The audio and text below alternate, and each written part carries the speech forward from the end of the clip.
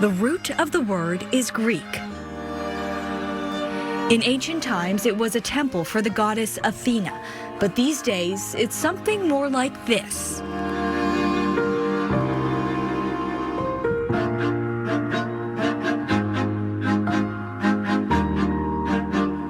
And when you first walked into this space, you thought what? It blew my mind. I've watched people who've come for tours, who've come for our open houses on Friday nights, walk into the space and gasp, and it's kind of fun to bring them in and witness that intake of breath, that people being gobsmacked.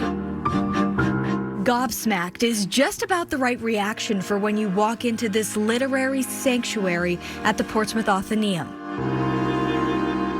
This is a place that's hidden in plain sight. There are shelves upon shelves of beautiful old books, spiraling staircases that seem to lead you into another world, glowing chandeliers and windows into the past that make it hard to believe that you've just stepped off the street of downtown Portsmouth. And we just preserve and educate the public with history. We do have lectures, we have the gallery, and it's a place where people can come and research their homes, their deeds. They can find old books on any subject. There's a lot of information here.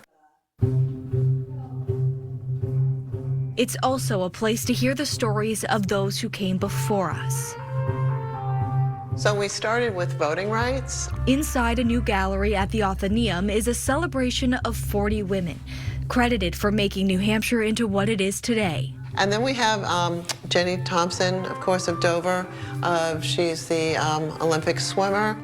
Behind this new public exhibit is another group of women determined to make sure these incredible stories are heard.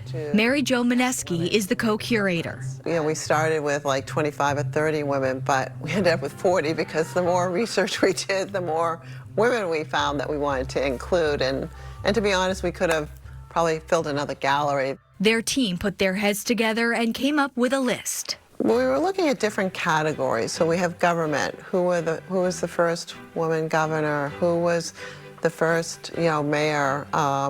Mary Carey Dondero was not only the first mayor of Portsmouth in 1945, but she was the first woman mayor in New Hampshire, which is pretty cool. They spent months researching the lives of these women, finding out what made them tick. I found it really inspiring to see all these stories and, encounter their pasts and their achievements. Mara Witzling was a women and gender study professor at UNH for decades. I mean, talk about something that's up my alley. It really was. The life of everyone whom I delved into was just really remarkable. And, and it all taught me something. There are names that may seem synonymous with Granite State history. Harriet Wilson, the first published African-American novelist. Photographer Lottie Jacoby. Josie and Mary Prescott, who donated Prescott Park in Portsmouth. And of course, Krista McCullough. She's an icon for New Hampshire. And others you may never have heard of, but are just as important, like Irene Renee Levy, who created State Street Discount in Portsmouth, Elizabeth Ann Virgil, the first black female graduate from UNH, and Ona Marie Judge Staines, who was enslaved by George Washington's family but escaped to live in New Hampshire. So this is a copy of an advertisement that was placed by the Washington family for the return of Ona. But she never went back. Never went back. She very courageously stayed, right? And she stayed and lived in Greenland with a family there and was never recaptured.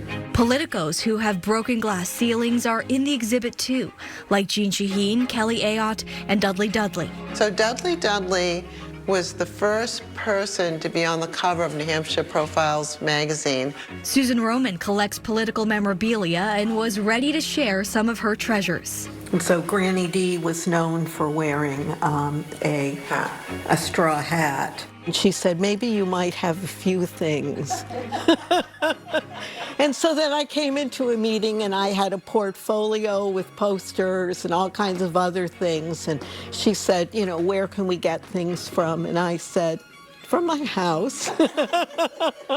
The team says that they want people to see that this isn't just for women and girls. Women's history isn't just for women. It's really for, the entire world.